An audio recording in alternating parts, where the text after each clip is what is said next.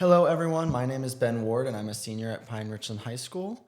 I'm incredibly drawn to the school board and politics in general, and I'm not really happy what the school board's doing right now, so I'm going to be interviewing some of the candidates today and getting some of their opinions. Obviously, to win this seat, you're going to need people who don't have students in the district to vote for you. Yes. What do you say to those people who don't want their taxes to be increased for the school?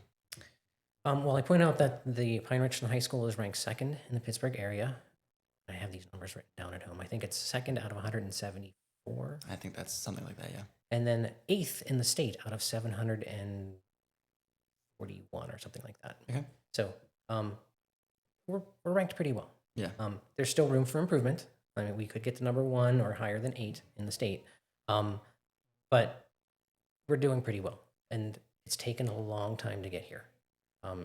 We can destroy that very easily or very quickly by cutting funding and cutting staff and removing services and resources. So I think we want to protect a lot of that.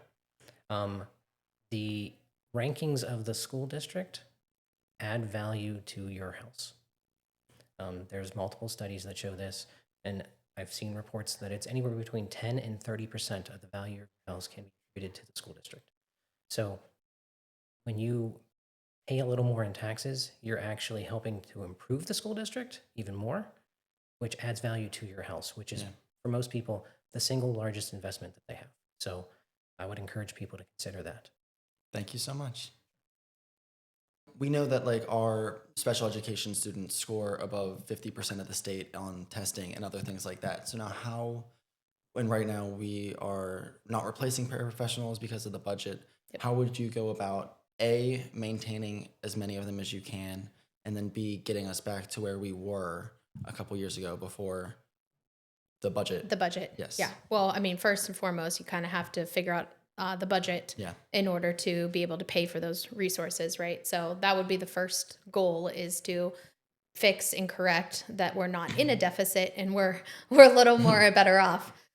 The second part is I think it's great. I mean, the current individuals that are really working hard and already achieving so much, I think they're phenomenal and they impress me every day. I would assume that they're also burned out. Yes. So I would want to provide them additional resources and get them more support. I don't think that it's a good idea to just run with what is compliant. Yeah.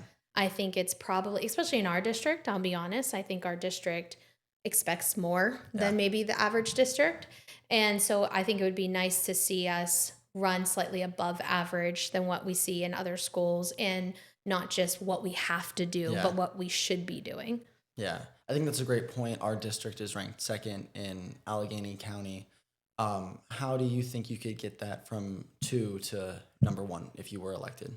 Oh, I'll be honest with you. I don't think I can get that done. I think that doesn't come from the school board. Yeah. I think it comes from the students and the teachers. So my job or my role, if elected, would be to support the teachers and the students so that they could get it done, because that achievement is 100% on them. Yeah. Okay, thank you so much. Thank you. How would you make sure that every classroom is fully equipped with the necessary resources to keep us one of the top schools in Allegheny County? Well, going and seeing what they have and asking teachers and what they need. I think right now our teachers don't feel supported by the board. And so I mentioned this in a prior question. I think it's a priority that teachers know they are supported by the school board. Their job is to educate students. They can't educate students if they're pressured, unhappy, afraid, walking on eggshells. Yeah. So I would want to have a very open relationship with teachers where, obviously administration would be a filter there. Yes. I'm not going to go directly to them, but, just having open conversations about what is it that you need. Right now, we don't know. I'm a parent, you know, because you're in the school, but you're not in every classroom. Yeah. So I can only ask my daughter, like, what are you missing in classes? And so That's not very efficient. Yes. And the current board is not asking those questions. You know, when we're talking about needing new computers, they're not asking for what and where, and they pass a budget that then leaves our classrooms without the correct resources. Yeah. So I think just being informed, being open, being accessible and approachable is the first step in that. All right, thank you. And then one more follow-up question. We know that the teachers issued a vote of no confidence on the board. How will you ensure that you regain that confidence as a board member? By meeting the teachers and speaking with the teachers, you know, one-on-one or in a group setting, so that they understand that I'm not here to micromanage them, that I trust them to do their job. They've proven that they're capable of doing their jobs. So just, again, having that collaborative relationship with them, that we're all here for the same goal.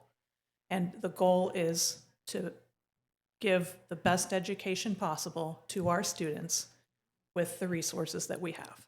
Awesome. Thank you so much. You're welcome.